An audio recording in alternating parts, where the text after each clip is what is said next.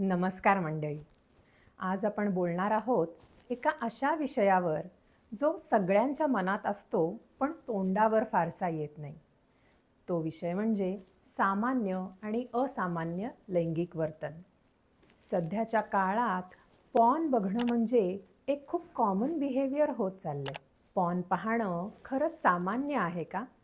तुम्ही पण जर पॉर्न बघत असाल तर तुमच्या मनात पण एक प्रश्न नक्कीच येत असेल की पॉर्न बघणं हे नॉर्मल बिहेवियर आहे का? आणि मी याला ॲडिक्टेड तर नाही ना? आज या व्हिडिओमध्ये आपण हेच तपासून बघणार आहोत की नक्की नॉर्मल सेक्शुअल बिहेवियर म्हणजे काय? पॉर्न बघणं हे खरंच नॉर्मल आहे का? आणि पॉर्न ॲडिक्शन नावाची गोष्ट खरंच असते की नाही? आणि जर असेल तर याची लक्षणं कोणती असतात? तुम्ही हा व्हिडिओ शेवटपर्यंत नक्की बघा. व्हिडिओच्या शेवटी तुम्हाला नक्की क्लॅरिटी येईल की नॉर्मल सेक्शुअल बिहेवियर कोणते असतात, नॉर्मल अर्ज म्हणजे काय, पॉर्न बघणं योग्य आहे की अयोग्य, ॲबनॉर्मल सेक्शुअल डिसऑर्डर्स म्हणजे काय आणि ते तुमच्यामध्ये आहे की नाही.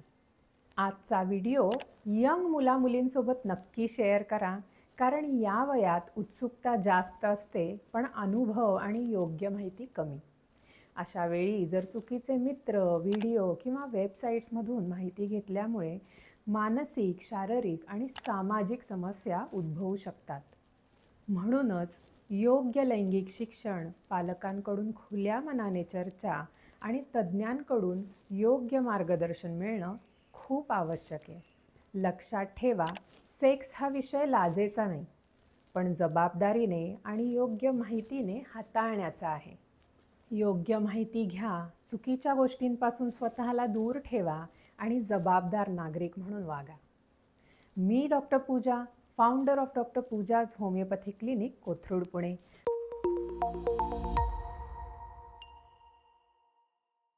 तुम्हा सर्वांचं माझ्या चॅनलवर खूप खूप मनापासून स्वागत करते. दर आठवड्याच्या शुक्रवारी होमिओपॅथी या युनिक सायन्सबद्दल आणि त्याचबरोबर skin care, health care, hair care, child care, pets care, fitness आणि न्यूट्रिशन अशा वेगवेगळ्या विषयांवर इन्फॉर्मेटिव्ह व्हिडिओज घेऊन मी येत असते. जर तुम्हाला सुद्धा या विषयांमध्ये इंटरेस्ट असेल तर चॅनलला नक्की सबस्क्राईब करा, कारण हे सगळे व्हिडिओज खूप सोप्या पद्धतीने मराठी भाषेत मांडण्यात येणार आहेत. पॉर्न बघणं सामान्य लैंगिक वर्तन आहे का? पॉर्न व्हिडिओ बघणं ही एक ॲब्सोल्युटली नॉर्मल गोष्ट आहे. फक्त पॉर्न बघणंच नाही, पण सेक्शुअल ॲक्टिव्हिटीजमध्ये भाग घेणं, सेक्स करणं, सेक्सबद्दल बोलणं, मास्टुर्बेशन करणं, सेक्सबद्दल विचार करणं, या सगळ्या गोष्टी 100% नॉर्मल आहेत आणि आपल्या ह्यूमन बायोलॉजीचा एक महत्त्वाचा भाग आहे. इतकंच नाही, जर तुम्ही हेल्दी सेक्शुअल बिहेवियरमध्ये असाल तर तुमच्या शारीरिक आणि मानसिक आरोग्याच्या दृष्टीने हे खूप चांगलं आहे. लैंगिक वर्तन म्हणजे आपले लैंगिक आकर्षण, कल्पना आणि त्यातून होणारं कृतिशील वर्तन. सामान्य वर्तन म्हणजे जे स्वतःसाठी आणि इतरांसाठी सुरक्षित आणि नैतिकतेनं केलेलं असतं. कधीकधी कुतूहल म्हणून पण लैंगिक गोष्टींची माहिती घेण्यासाठी सुद्धा पॉर्न बघितलं जातं, जे एक नॉर्मल ह्यूमन बिहेवियर आहे. पण मग अडचण केव्हा येते? प्रॉब्लेम तेव्हा येतो जेव्हा ही गोष्ट इतकी जास्त होते की ती तुम्हाला शारीरिक आणि मानसिकदृष्ट्या त्रासदायक बनते. आपण हे कसं ते समजून घेऊया. भूक लागल्यावर आपण जेवतो, हे बिलकुल सामान्य वर्तन आहे. पण प्रमाणापेक्षा जास्त अन्न खाऊन जेव्हा तुम्ही जाड होता, ओव्हरवेट होता, त्यामुळे शरीराला होणारे त्रास हे ॲबनॉर्मल असतात. अगदी तसंच पॉर्न आणि सेक्शुअल ॲक्टिव्हिटीजच्या बाबतीत असतं.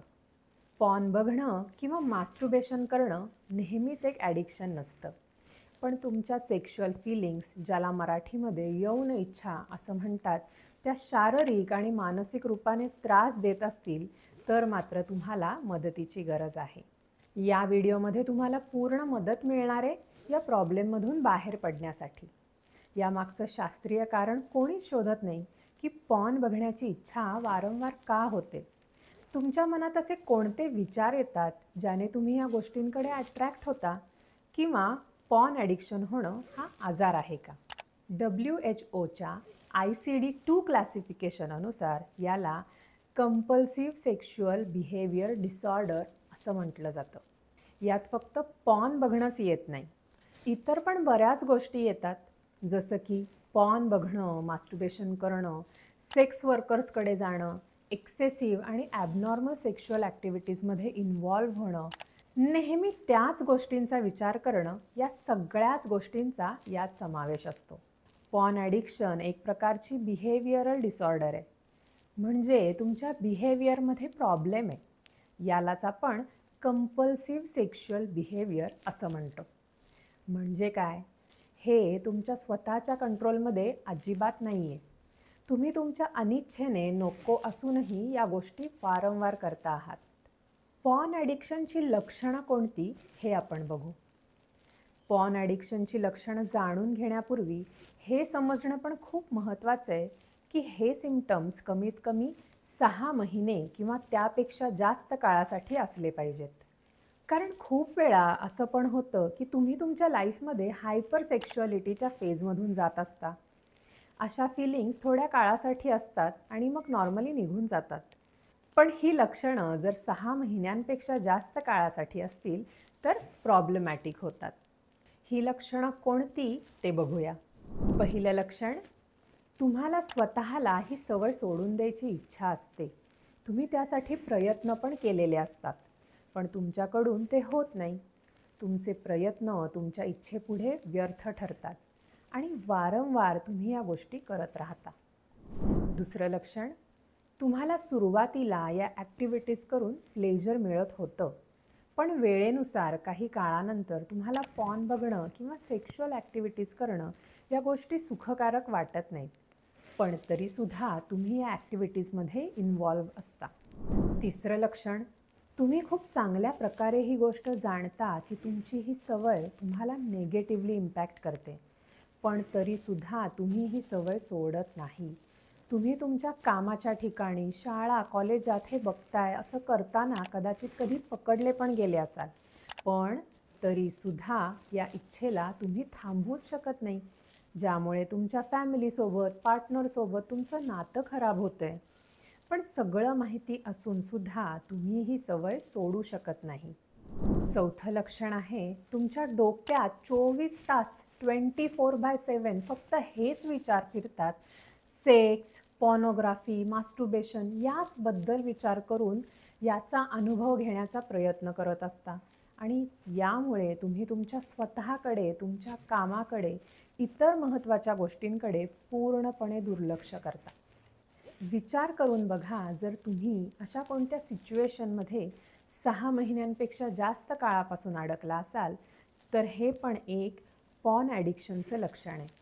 पाचवं लक्षण म्हणजे तुम्ही स्वतःच तुमच्या या सवयीमुळे त्रासून गेला आहात. यामुळे तुम्हाला तणाव, स्ट्रेस फील होतोय. असं वाटतंय की माझं हे काय चाललंय, माझा पूर्ण वेळ यामध्येच वाया जातोय. जर तुम्हाला ही 5 लक्षणं मागील 6 महिन्यांपेक्षा जास्त काळापासून आहेत तर तुम्ही ॲडिक्शनच्या कॅटेगरीमध्ये मोडता. हे फार महत्त्वाचं आहे की 6 महिन्यांपेक्षा जास्त काळासाठी असं असणं, कारण मी आधीच सांगितल्याप्रमाणे शॉर्ट टाईमसाठी असं फील होणं डिसऑर्डरचा पार्ट नसतो. याची अजून 3 लक्षणंसुद्धा आहेत जी मेडिकली रेकग्नाइज्ड नाही आहेत, पण हे सुद्धा सेक्शुअल कंपल्सिव्ह बिहेवियर इंडिकेट करतात. प्रत्येक हार्ड इमोशन जसं की स्ट्रेस, ताणतणाव, डिप्रेशन, राग, एकटेपणा, एन्झायटी, भीती, सॅडनेस किंवा तत्सम गोष्टी डील करण्यासाठी पॉर्नोग्राफी किंवा मास्टर्बेशन या गोष्टींची मदत घेणं.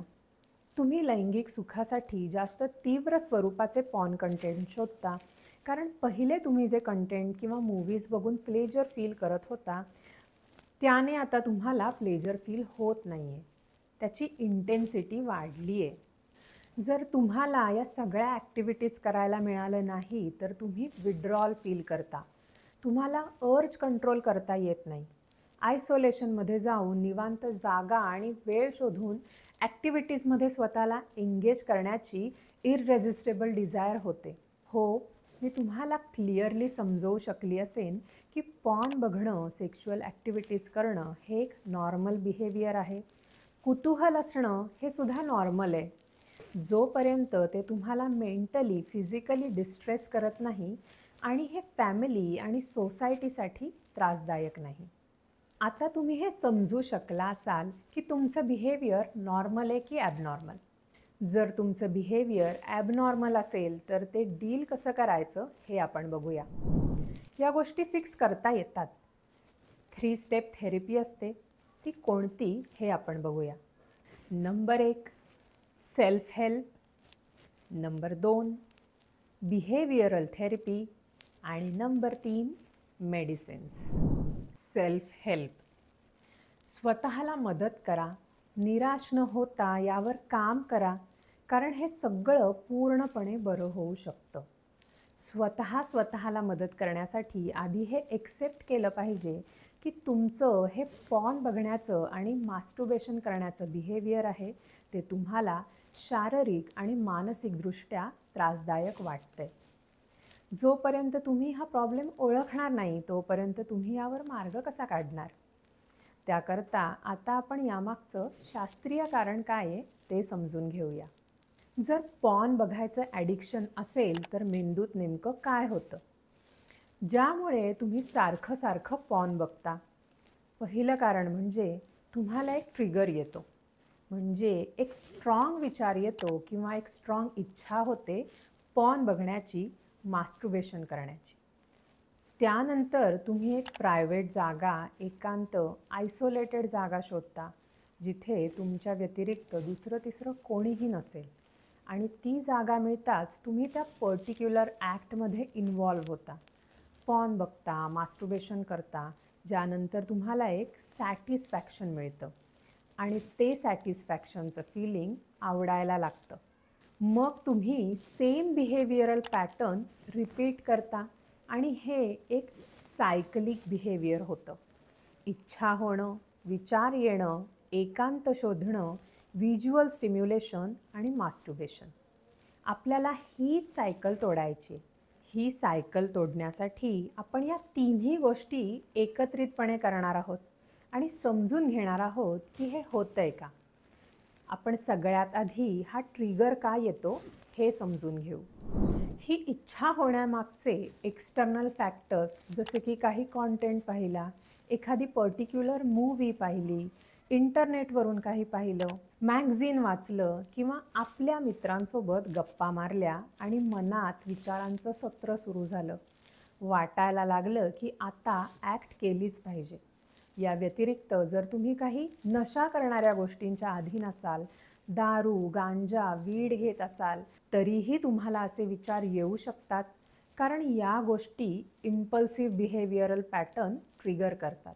किंवा स्वतःचं जर नीट आकलन केलं तर आपले नेगेटिव्ह इमोशन्स ओव्हरकम करण्यासाठी सुद्धा अशा गोष्टी बरेच जण करतात. जसं की तुम्ही अँक्शियस असाल, बोर्डममध्ये किंवा डिप्रेशनमध्ये किंवा एखाद्या स्ट्रेसफुल वातावरणात तुम्ही असाल, कोणत्याही प्रकारचा सायकोलॉजिकल स्ट्रेस जो इतर कुठल्या पद्धतीने बाहेर टाकणं तुम्हाला जमत नसेल किंवा कोणाशी शेअर करणं जमत नसेल आणि त्यातून बाहेर पडण्यासाठी तुम्ही मास्टुर्बेट करत असाल, तुम्हाला स्वतःला पण हे कळत नाही की तुम्ही या यौन सुखाचा उपयोग मानसिक तणावातून बाहेर पडण्यासाठी करत आहात. तुम्ही हे नोट डाऊन करू शकता की कोणते मानसिक तणाव दाबण्यासाठी तुम्ही अशा गोष्टींची मदत घेत आहात. हा सायकोलॉजिकल स्ट्रेस कोणत्या व्यसनाच्या आहारी गेल्यामुळे आहे का हे तपासून बघा. जी सायकल सुरू आहे, ट्रिगर, प्रायव्हेट प्लेस आणि ॲक्शनची, ही तोडायची कशी? सगळ्यात आधी आपण ट्रिगरविषयी बोलू. ट्रिगर्स कोणते आहेत हे ओळखून त्यापासून 2 आठवड्यांसाठी लांब राहायचंय. ही सायकल तोडण्याचं पहिलं पाऊल. उदाहरण द्यायचं झालं तर जर एखादं मॅगझिन बघून अशी इच्छा होत असेल तर ते मॅगझिन विकत घेणं बंद करणं किंवा अशा मित्रांना भेटणं बंद करा जे अशा विषयांवर चर्चा करतात. प्रत्येकासाठी हे ट्रिगर्स वेगवेगळे असू शकतात, जसे की काही दृश्य बघणं, त्याबद्दल बोलणं वगैरे वगैरे. नशा करणं बंद केलं पाहिजे. मानसिक तणाव हे पण एक कारण असू शकतं. मानसिक तणावाचं कारण ओळखा आणि त्याला यौन सुखाने दाबण्याचे प्रयत्न थांबवा. मानसिक तणावातून बाहेर पडण्यासाठी आपल्या जवळच्या लोकांची किंवा तज्ज्ञांची मदत घ्या, काउन्सिलिंग घ्या. बिहेवियरल थेरपी अशा प्रकारच्या प्रॉब्लेम्समधून बाहेर पडण्यासाठी सायंटिफिकली प्रूव्हन मेडिकल थेरपीज असतात आणि होमिओपॅथिक मेडिसिन्स बिहेवियरल थेरपीसाठी खूप जास्त उपयुक्त आहेत. इंटरनल एक्सटर्नल ट्रिगर बंद केल्यानंतर पुढची गोष्ट येते एकांतात जाणं, एकटं बसणं बंद करायचं. एकांतच मिळाला नाही तर ॲक्ट करताच येणार नाही. 2-3 आठवड्यांसाठी आपलं आयुष्य प्रायव्हेट ठेवू नका. त्यानंतर ही सवय तुटते. बिझी राहा, फॅमिलीसोबत राहा. How to deal the strong urge. प्रबळ इच्छेपासून स्वतःला कसं बाहेर काढायचं.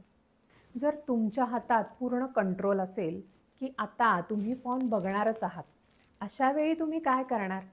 डिले. ही इच्छा काही क्षणांपुरती असते. ती पुढे ढकलायचा प्रयत्न करा. इवन 5 मिनिटाचा डिले पण अर्ज पूर्णपणे संपवू शकते. डिस्ट्रॅक्ट. दुसऱ्या कामात स्वतःला गुंतवण्याचा प्रयत्न करा. जसं की व्यायाम, walk, reading, craft, music, gardening. 2 आठवडे जर तुम्ही हे करू शकलात तर यातून नक्कीच बाहेर पडाल. कारण हे व्यसन, ही सायकल तोडण्यासाठी मेंदूला 2 ते 3 आठवड्यांचा वेळ पुरतो. पण या सगळ्या मेथड्स फॉलो करून पण जर हेल्प नाही झाली तर CBT, कॉग्नेटिव्ह बिहेवियर थेरपी, हा एक मानसिक स्वास्थ्य उपचार आहे जो विचार करण्याची क्षमता आणि पद्धत किंवा वागणूक यावर केंद्रित आहे. यामध्ये पेशंटचे नकारात्मक विचार आणि व्यवहार ओळखून डॉक्टरांच्या किंवा थेरपिस्टच्या मदतीने सकारात्मक विचारात आणि व्यवहारामध्ये बदलण्याचा प्रयत्न करतात. यासाठी औषधोपचार असतात का? हो, असतात. तुम्ही यासाठी होमिओपॅथिक ट्रीटमेंट घेऊ शकता का? नक्कीच 100% घेऊ शकता. यासाठी खूप उत्तम औषधोपचार होमिओपॅथीमध्ये अवेलेबल आहेत. उदाहरण द्यायचं झालं तर ब्युफोराना, हायोसायमस, बरायटाकाब, मेडोरायनम, ऑरममेट, ट्युबरक्युलिनम आणि बरीच गुणकारी होमिओपॅथिक औषधं अवेलेबल आहेत, ज्यामध्ये पेशंटचं बदललेलं टेम्परामेंट अभ्यासलं जातं आणि त्यानुसार ट्रीटमेंट दिली जाते. ज्यामुळे असामान्य लैंगिक समस्या, मानसिक समस्या, ताण, डिप्रेशन सगळ्याच प्रॉब्लेम्सवर खूप उत्तम पद्धतीने काम करता येतं. होमिओपॅथिक डॉक्टरांची नक्कीच योग्य मदत घेता येते.